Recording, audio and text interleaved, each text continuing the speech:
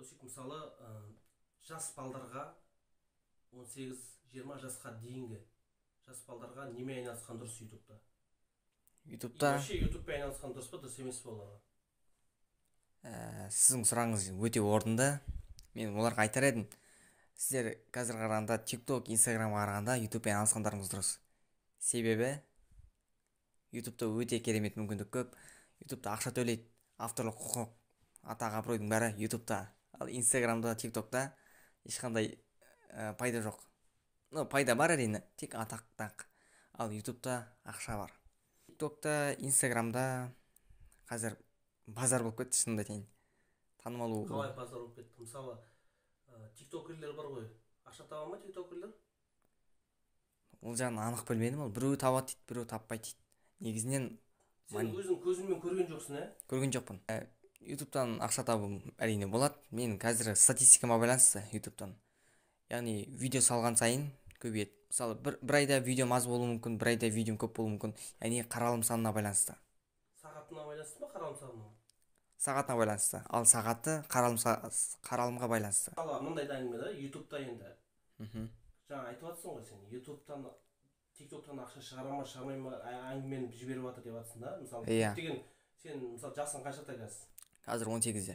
Сол 18, 16, 20 жастағы балдар тиктокерді көбісі енді. Иә. Оның ішінде 30 жастағы кісілер де бар да, тиктокер, 35 жастағы кісілер де бар. Ну, основной жастар дұрыс па? Иә. Основной жастар. Енді соның ішінде сен ақша таппайды деп жатсың ғой тиктокерлер. Жалпы айтқан кезде неге олай айтып жатсың? Мүмкін ақша тауып жатқандар бар шығар. Или кездестірмедің ба? Жоқ, кездестірген жоқпын. Негізінен мысалы, подписчик көп балдарды кездестірдің ба тиктокта? Кездестірдім. Қаншама подписчиктер бар мысалы? Бір орташа есеппен 50 мың, 100 мың. 50 мың, 100 мыңдықтармен, Иә.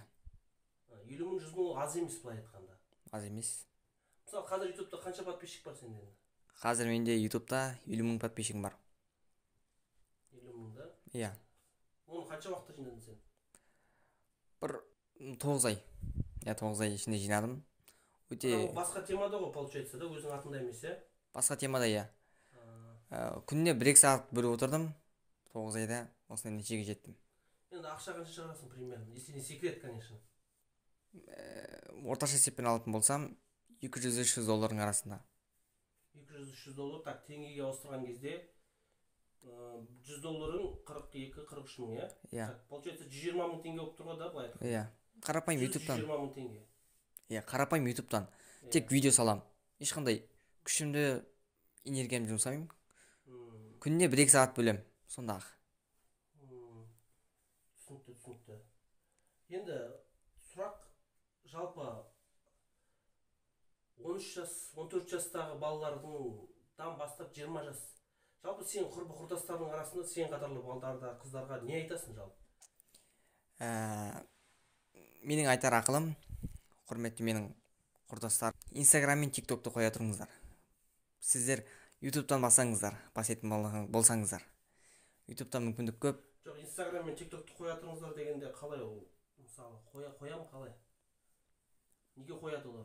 Неге қою керек, соны түсіндіріп айтшы. Контент түсіресің, еңбектенесің, базар жоқ. Бірақ оған тиктоктың немесе инстаграмның атынан ақша бермейді.